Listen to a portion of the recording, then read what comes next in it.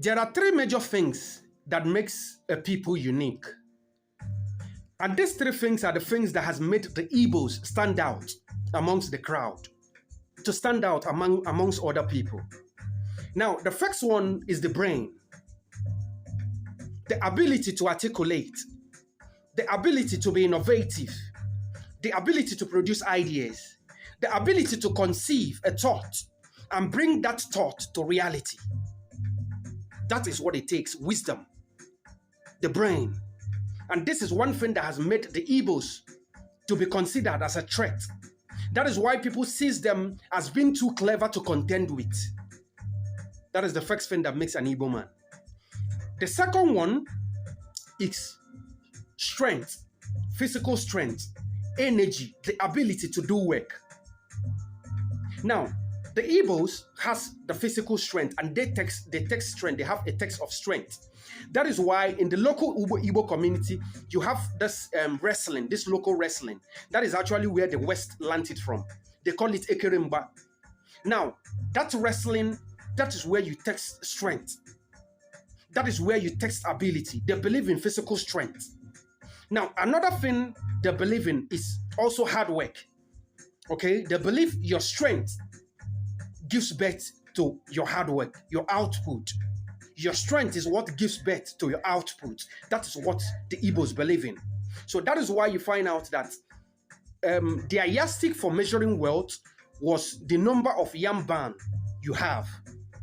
Okay, or the number of the things you're able to produce. That is how they measured wealth in the olden days, in the ancient Igbo community. That is the second thing. Okay, strength. Now, the third one is resources.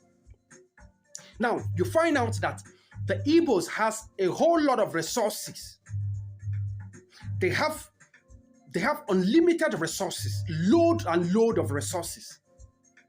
So these are the things that makes the Igbos being seen as threats by the world.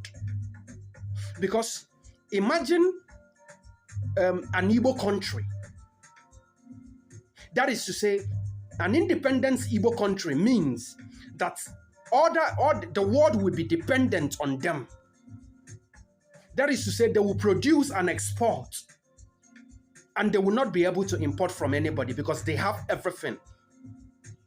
That is the reason why you find out that they were able to survive for 3 years, 1967 to 1970, without dependence on anyone.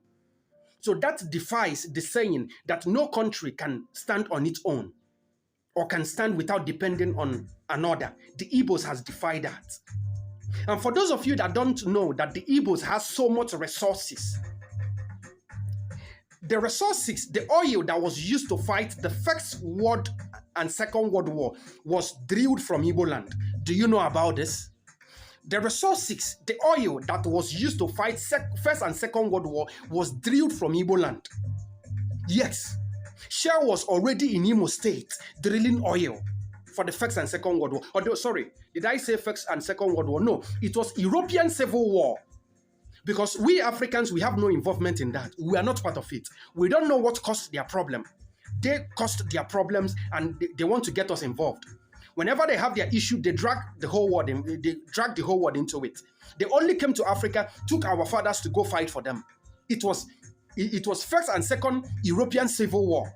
It wasn't a world war. It has nothing to do with Africa. So the oil that was used to fight those wars was actually drilled from Igbo land. So if you don't know this, now you know about it. So that is just what I have for today. I believe you've learned a lot.